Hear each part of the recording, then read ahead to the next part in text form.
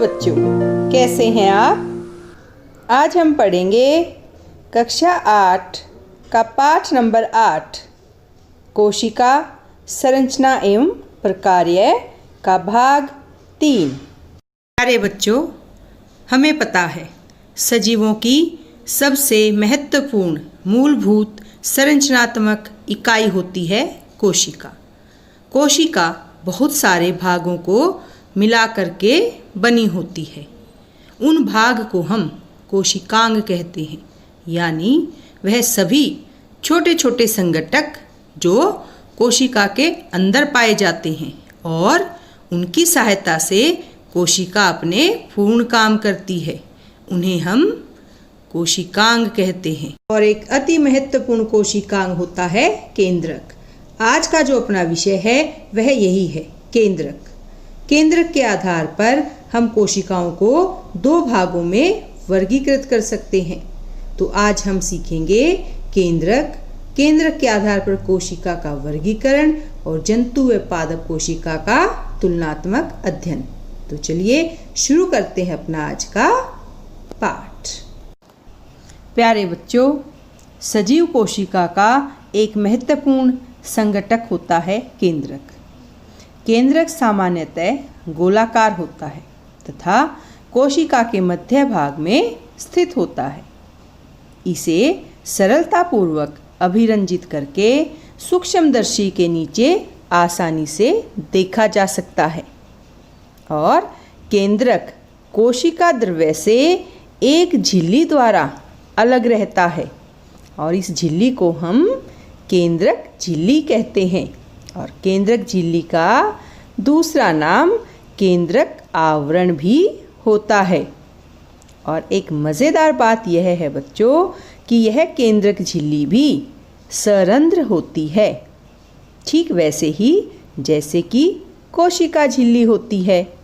और इसके सरंध्र होने का फ़ायदा यह होता है कि कोशिका द्रव्य एवं केंद्रक के बीच पदार्थों के आवागमन को नियंत्रण में रख सकती है।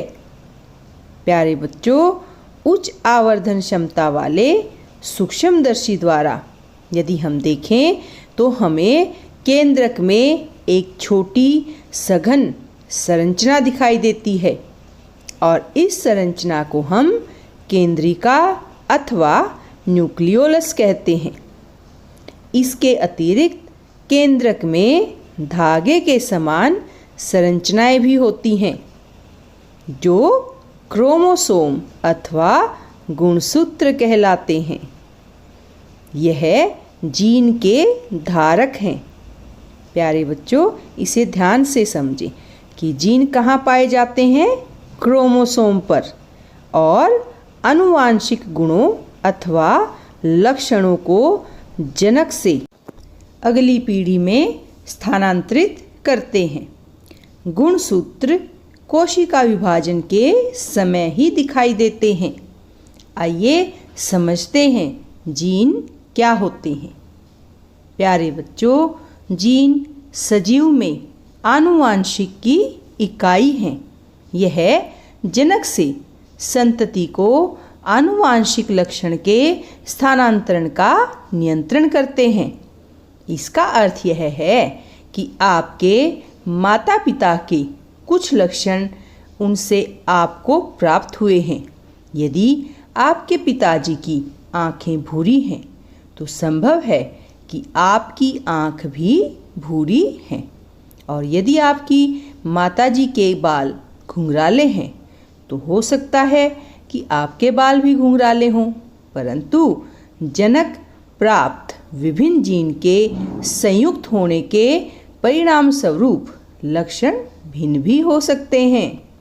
तो समझे जीन कितना महत्वपूर्ण है और जीन कहाँ पाया जाता है? शाबाश, क्रोमोसोम पर। और क्रोमोसोम कहाँ होते हैं? न्यूक्लियस में। तो देखा, न्यूक्लियस यानी केंद्रक कितना महत्वपूर्ण है। प्यारे बच्चों, वंशानुगत अथवा आनुवांशिक गुणों के अतिरिक्त केंद्रक कोशिका के क्रियाकलापों का भी नियंत्रण करता है। यानी केंद्रक के कार्य अति महत्वपूर्ण हैं। पूरी कोशिका कैसे कार्य करेगी, यह सभी केंद्रक के द्वारा नियंत्रित किए जाते हैं। और सजीव कोशिका के समग्र संघटक को जीव द्रव्य यानी प्रोटोप्लाज्म के नाम से जाना जाता है। इसमें कोशिका द्रव्य और केंद्रिका द्रव्य दोनों ही सम्मिलित होते हैं और दोनों को मिला के हमने क्या नाम दिया, जीव द्रव्य। और इंग्लिश में क्या बोलेंगे, प्रोटोप्लाज्म। जीव द्रव्य कोशिका का जीवित पदार्थ कहलाता है। तो ये हुई कहानी केंद्रक की। तो केंद्रक क्या है, हमारी कोशिका का नियंत्रक। तो प्यारे बच्चों, ये हमने सीखा केंद्रक के विषय में। तो चलिए अब चर्चा करते हैं केंद्रक के आधार पर हम कैसे कोशिका को वर्गीकृत कर सकते हैं। और यही नहीं, इस केंद्रक के आधार पर हम जीवों को भी दो भागों में वर्गीकृत कर सकते हैं, प्रोकैरियोटिक और यूकैरियोटिक। तो चलिए जानते हैं हम प्रोकैरियोटिक और यूकैरियोटिक में क्या अंतर होता है।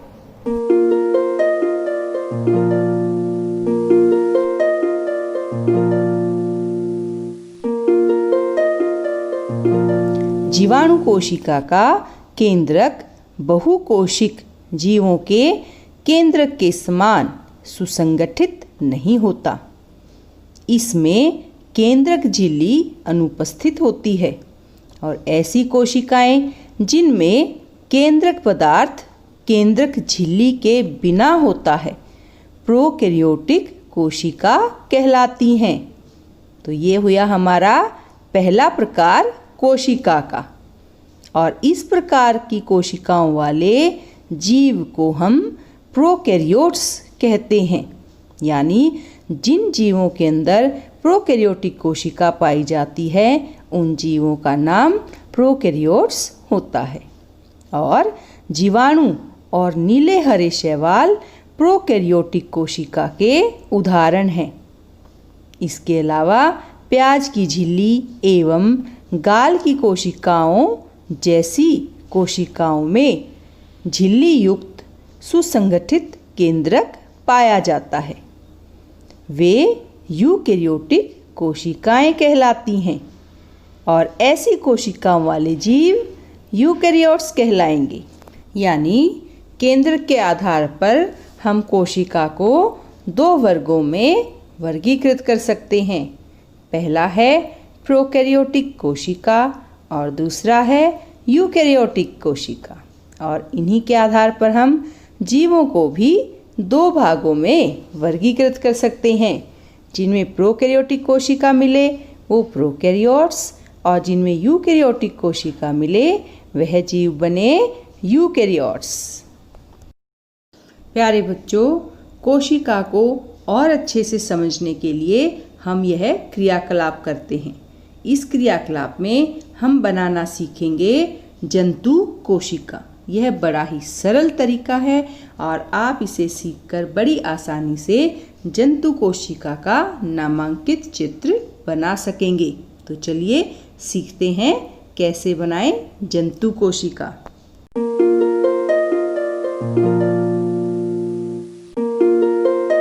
प्यारे बच्चों, इस चित्र को बनाने के लिए हमें चाहिए एक ड्राइंग शीट, एक पेंसिल और कुछ रंग।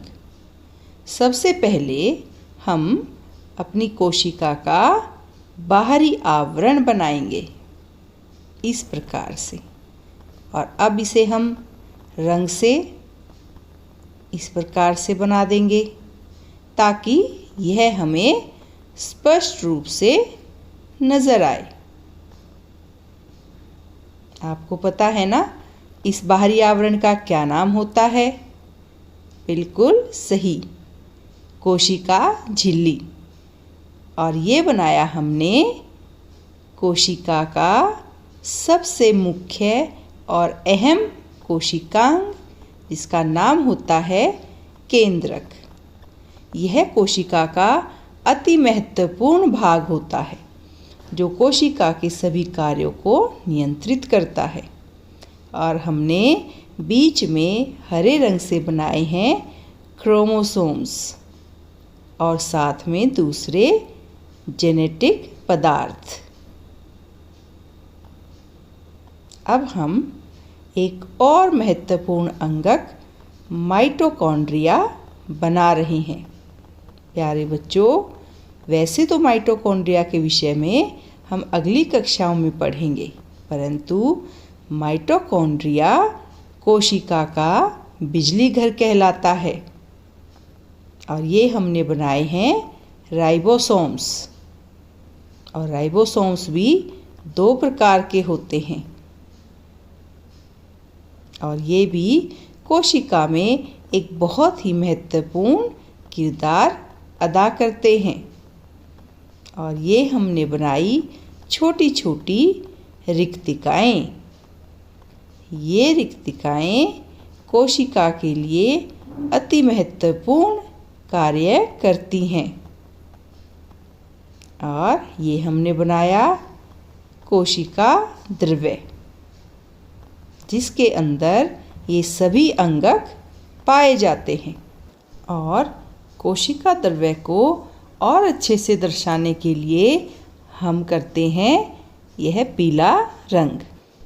प्यारे बच्चों, कोशिका द्रव्य केंद्रक और कोशिका झिल्ली के मध्य स्थित होता है और सभी कोशिकांग इसी कोशिका द्रव्य में पाए जाते हैं।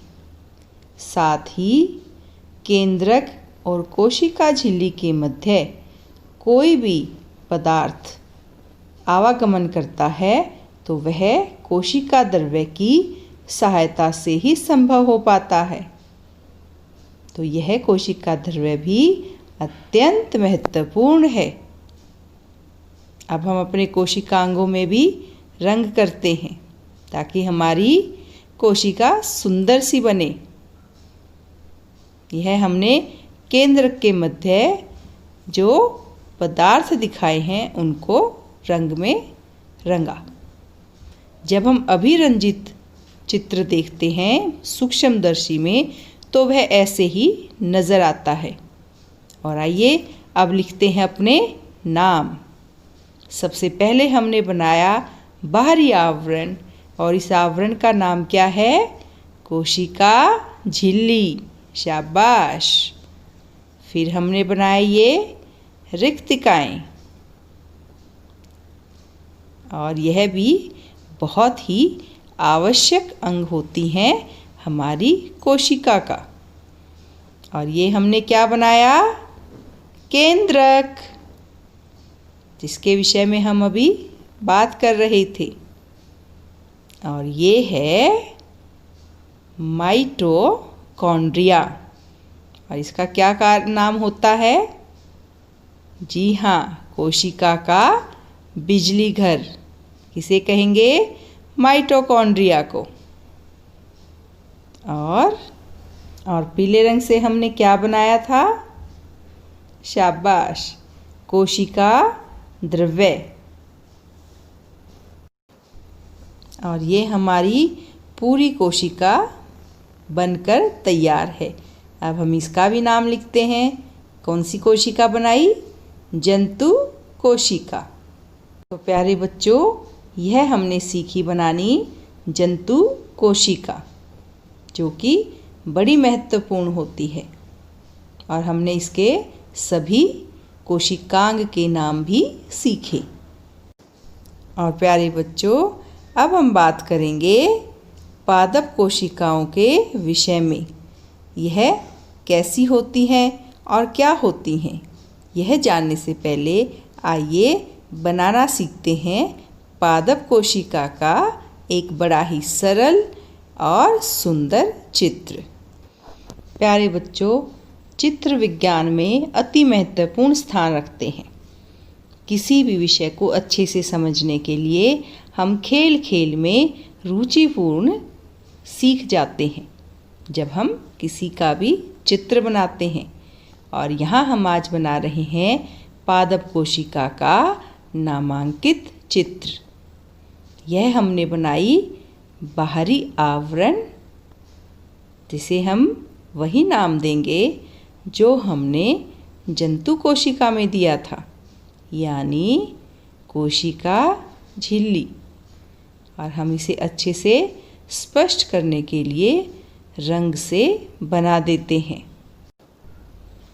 और ये हम बना रहे हैं एक विशेष आवरण जो कोशिका झिल्ली के बाहर पाया जाता है। और बच्चों, ध्यान देने वाली बात यह है कि यह आवरण केवल और केवल पादप कोशिकाओं में ही पाया जाता है। यह आवरण जंतु कोशिका में नहीं पाया जाता। और अब हम बना रहे हैं एक और संरचना। और बच्चों, यह संरचना जंतु और पादप दोनों ही प्रकार की कोशिकाओं में पाई जाती है, परंतु आकार में भिन्न होने के कारण यह एक मुख्य अंतर होती है जंतु और पादप कोशिका में। और ये हमने बनाया कोशिका द्रव्य। और अब हम अपने इस चित्र में करेंगे रंग। और पीले रंग से हम अच्छे से बनाएंगे अपने कोशिका द्रव्य को। और इस कोशिका द्रव्य में ही सारे के सारे कोशिकांग पाए जाते हैं। और यह तो हमें पता है कि केंद्रक और कोशिका झिल्ली के मध्य यह कोशिका द्रव्य पाया जाता है। और इसी कोशिका द्रव्य की सहायता से बहुत सारे कार्य कोशिका द्वारा किए जाते हैं। और ये हमने रंग भरा अपने केंद्रक में। और केंद्रक में क्या पाए जाते हैं? जीन। और यह जो बीच में आपको जगह नज़र आ रही है, यह स्थान होता है दो आवरण के बीच का स्थान। और दो आवरण कौन से हैं? एक बाहरी और एक अंदरूनी। जो अंदर आवरण है उसका नाम होता है कोशिका झिल्ली। और कोशिका झिल्ली जंतु एवं पादप दोनों ही कोशिकाओं में पाई जाती है, परंतु जो बाहरी आवरण है उसका नाम क्या है? कोशिका झिल्ली। और यह केवल पादप कोशिकाओं में पाई जाती है। और ये हमने रंग भरा उस बड़ी सी संरचना में। और इस संरचना का नाम होता है रिक्तिका। आइए नामांकन करते हैं। और सबसे पहले सबसे बाहरी आवरण का नाम कोशिका भित्ति। क्या नाम है? कोशिका भित्ति। और उसके अंदर वाले आवरण का नाम कोशिका झिल्ली। शाबाश, आप बड़ी जल्दी सीखते हो बच्चों। और यह क्या बनाया था? केंद्रक। शाबाश। और यह है कोशिका द्रव्य, जो कि सभी कोशिकांग को अपने अंदर स्थान देता है। और यह हमने बनाई रिक्तिका, जिसका आकार पादप कोशिका में बहुत बड़ा होता है। और ये जो छोटे छोटे बनाए हमने, इन्हें कहते हैं हरित लवक, यानी प्लास्टिड्स। और यह भी केवल पादप कोशिका में पाए जाते हैं। और अब हम नाम लिखते हैं अपने इस पूरे चित्र का। हमने क्या बनाया? पादप कोशिका का चित्र। और यह चित्र बड़ा सरल है, इसे हम अपनी कॉपी में आसानी से बना सकते हैं। तो प्यारे बच्चों, अब हम चर्चा करेंगे जंतु और पादप कोशिका की। किस आधार पर जंतु कोशिका पादप कोशिका से भिन्न होती है। प्यारे बच्चों, यह हम पहले ही चर्चा कर चुके हैं कि कोशिका झिल्ली कोशिका को आकार प्रदान करती है। पौधों में कोशिका झिल्ली के अतिरिक्त एक बाहरी मोटी परत होती है जिसे कोशिका भित्ति कहते हैं। कोशिका झिल्ली को आबद्ध करने वाली यह अतिरिक्त संरचना पौधों की कोशिकाओं की सुरक्षा के लिए आवश्यक है। पादप कोशिकाओं को ताप में परिवर्तन, तीव्र गति से चलने वाली वायु, वायुमंडलीय नमी इत्यादि विभिन्न परिवर्तनों से सुरक्षा की आवश्यकता होती है।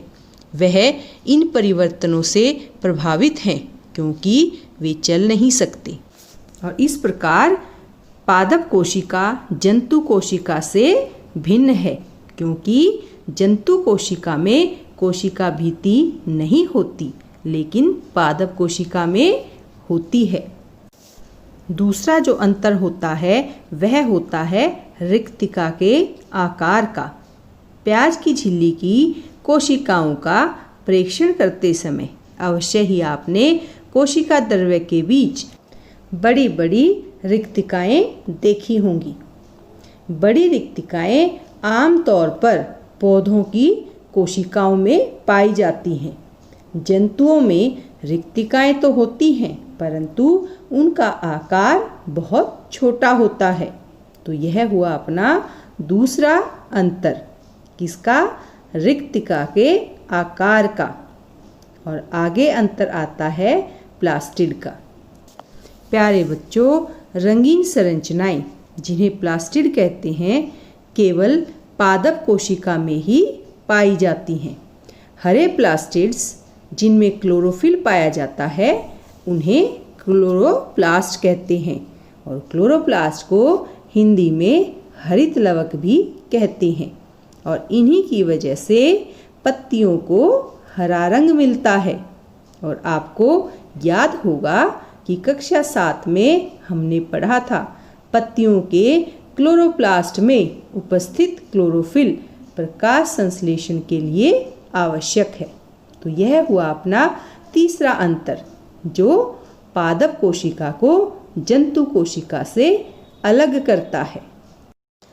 तो प्यारे बच्चों, आइए अब हम पादप कोशिका एवं जंतु कोशिका की तुलना करते हुए इस सारणी को भरते हैं। तुलना के लिए पहला जो विषय है वह है कोशिका झिल्ली। पादप कोशिका में उपस्थित होती है और जंतु कोशिका में भी उपस्थित होती है। और दूसरा है कोशिका भित्ति।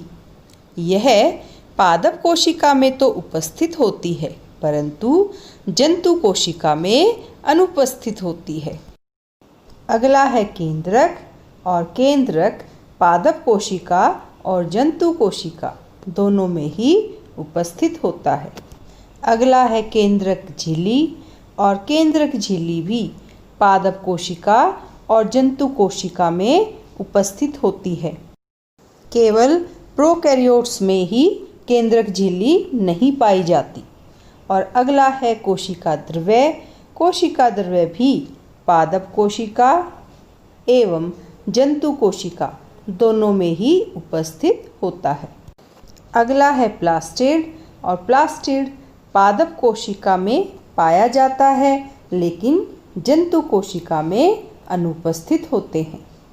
और अंतिम है रिक्तिका। रिक्तिका दोनों ही कोशिकाओं में पाई जाती है लेकिन अंतर होता है तो इनके आकार में। पादप कोशिका में रिक्तिकाएं बड़े आकार की होती हैं जबकि जंतु कोशिका में रिक्तिका का आकार छोटा होता है।